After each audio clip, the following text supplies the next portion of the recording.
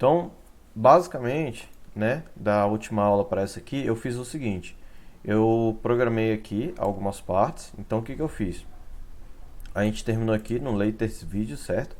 Que é justamente esses aqui, daqui de baixo, certo? Não, na verdade a gente terminou aqui, essa parte aqui de cima dos posts, latest posts, que são esses posts aqui de cima aqui. E aí o que que eu fiz? Eu botei o básico como eu já tinha colocado mesmo, os últimos posts, aí eu puxei a classe container, que é a classe padrão que está estilizada lá em cima no Sass, né? E a classe content para poder fazer aquela estilização, para ele poder ficar um pouco melhor do que o conteúdo total do site, lembra? Que isso tinha sido solicitado lá no, no, no layout, certo? Que no layout ele é um pouquinho menor do que o padrão, certo? E aí aqui embaixo a gente colocou os vídeos, né? Coloquei a estrutura, aqui embaixo é o Instagram, eu só peguei, copiei, colei aqui, e isso aqui de baixo ele reaparece aqui embaixo antes do Instagram. E aí de acordo com o layout aqui, a gente tem esse rodapé aqui de baixo, certo? Foi justamente o que eu fiz, coloquei os posts aqui embaixo e coloquei as redes sociais que nos acompanham. Vou mostrar mais ou menos o que eu fiz aqui nos posts. Eu fiz basicamente o seguinte assim, ó, latest, latest post aqui, ó. Então o que eu fiz? Eu primeiro estilizei o content, flex basis, estilizei o tamanho dele, a altura e tudo. Aqui no top, né, que seria essa primeira parte aqui de cima, o que eu fiz? Eu dei um display flex, um justify content space between, align items center e border box dashed. Lembra que eu falei que a borda de baixo não era solid, era dashed, primary color, beleza? E aí deu um paddingzinho de 2 VH, né, vertical weighting, para poder funcionar tudo certinho. Aqui embaixo, aí o H3, o que eu fiz? Eu fiz ele fazer como é que fala? Font size, font weight, tudo, né? E aqui do lado eu fiz ele fazer esse efeitinho aqui, igual tem nas outras partes aqui do site, certo? E aí nos posts aqui eu fiz uma coisinha diferente. Eu dei um display grid nele, não usei display flex dessa vez, porque o que são? São duas colunas, só que são 4 posts. Então o que eu precisava que a estrutura fizesse? Que ela me desse duas colunas, mesmo tendo 4, 5, 6 ou 8 posts, independente do que fosse. Então o que eu fiz aqui? Eu criei o display grid, aí grid template columns eu botei um repeat 21FR, ou seja, ele vai repetir, são duas colunas por uma linha, no caso, né? Por um frame de linha. E aí o grid gap aqui eu botei 32 pixels entre esse aqui e esse aqui, certo? Ele não pega o gap, ele não pega aqui internamente. E aí para em cima e embaixo eu coloquei um margem de 16 pixels em cima e embaixo para ele poder funcionar legal. Beleza? E aí dentro do post eu coloquei display flex, flex direction column para ele poder colocar tudo para cima. E aqui ainda tem mais umas, como é que fala? Mais umas brincadeirinhas aqui. Botei o Z-index para poder esse item aqui ficar por cima da imagem, porque foi pedido que a imagem tivesse o clique para o post também, tá? Então eu coloquei o clique para o post aqui embaixo e coloquei aqui em cima também. Deixa eu ver. Aí aqui embaixo nos vídeos, né? O que eu fiz? Eu usei a mesma, eu dei um extend do latest post também, dei um extend de lá, certo?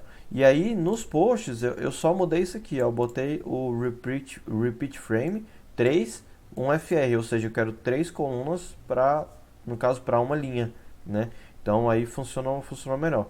Aqui embaixo, mesma coisa padrão que a gente já estava fazendo antes, né? Flexbase, tudo, content, tudo. Então, assim, basicamente foi isso. O resultado disso aqui é esse CSS aqui, ó. Deixa eu fechar aqui. Opa. O resultado disso aqui é esse CSS. Aqui. Então ele faz isso aqui, ele vem um CSS totalmente compilado. O que que isso impacta na hora de você chamar o site?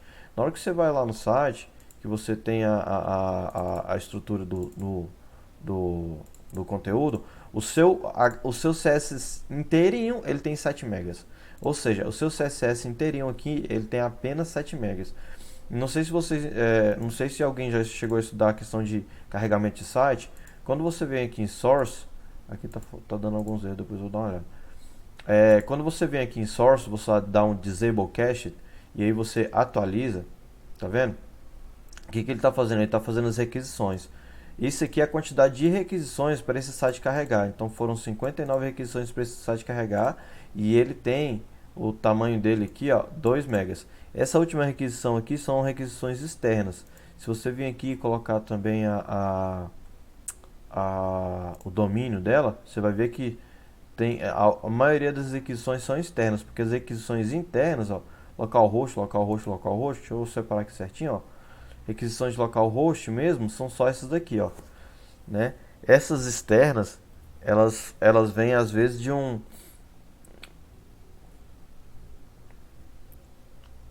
Engraçado, né? Que bosta. O que tá vindo requisição externa aqui?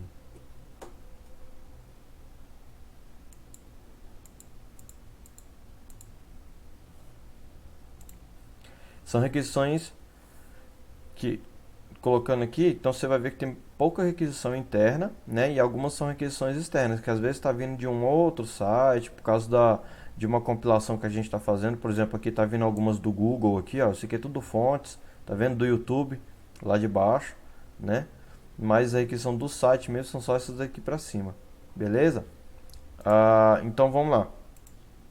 Que eu vou fazer agora? Agora eu vou colocar esse template no WordPress. O que eu fiz aqui? Eu mudei a nossa index HTML para index PHP. Basicamente isso, eu só mudei isso, adicionei um screenshot, certo? E adicionei esse arquivo styles.css.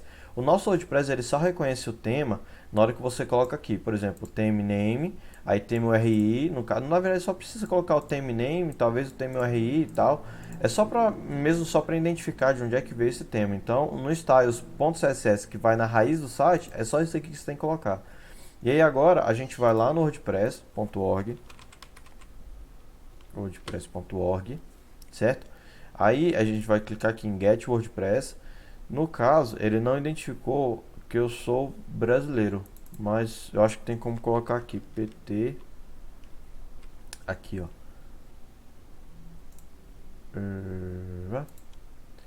Peraí que eu tenho que puxar aqui. Word, Word, WordPress.org.br. Pronto. Aí pronto, agora já veio em português, né? Baixar o WordPress. E aqui eu vou baixar ele do jeito que ele tá aqui, no caso, baixar o zip. Vou lá na minha pasta agora, videoaula, aqui, né?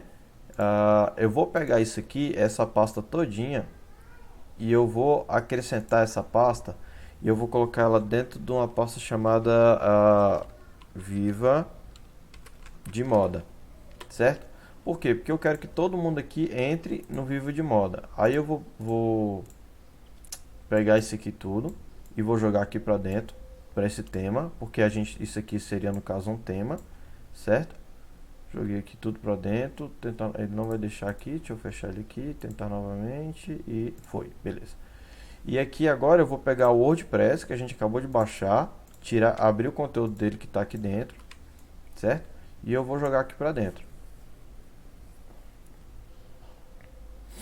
Prontinho. Carregou e apareceu aqui. Aí o que eu faço geralmente? Eu pego o meu tema, eu jogo aqui para dentro, certo? Aqui dentro jogo dentro de temas.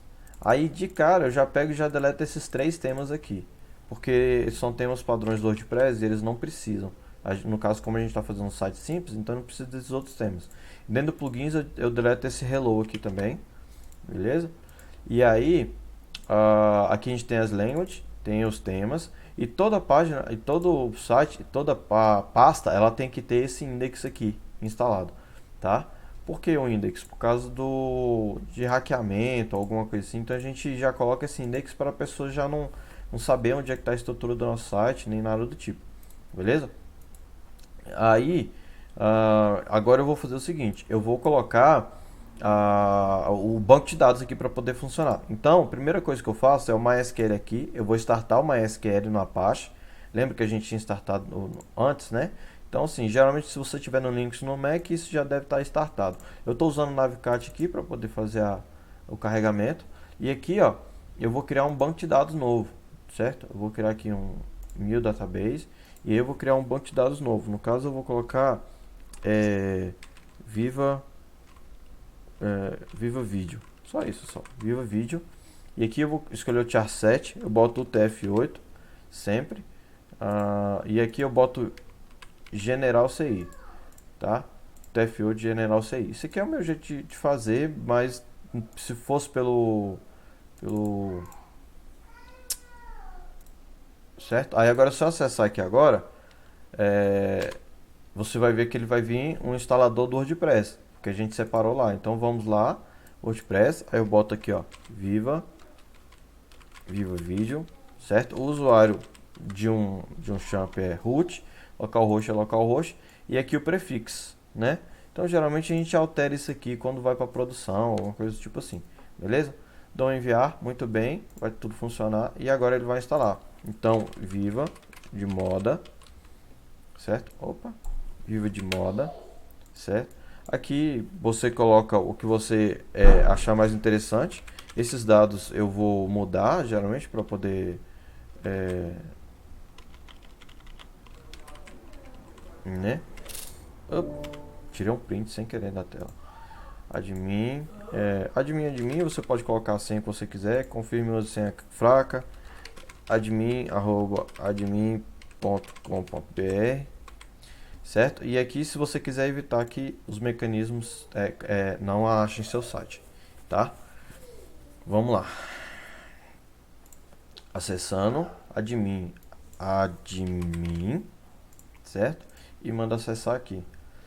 Na hora que, pronto, a partir desse momento seu site já está instalado, só que ele fala que o tema aqui não está achando. Então a gente vem aqui em aparência e aí a gente tem aqui ó, o nosso VDM que a gente fez aqui, que a gente colocou. Então o que eu faço? Ativo ele aqui e automaticamente aqui ele já vai aparecer.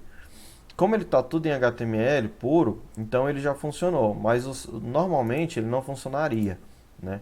Por causa que ele tem que vir os dados tudo com PHP. Então aí agora a gente, basicamente para poder instalar o WordPress e colocar nosso tema no WordPress é só isso, tá? E aí agora eu vou fazer mais algumas configurações, mas isso é no próximo vídeo. Valeu galera, falou!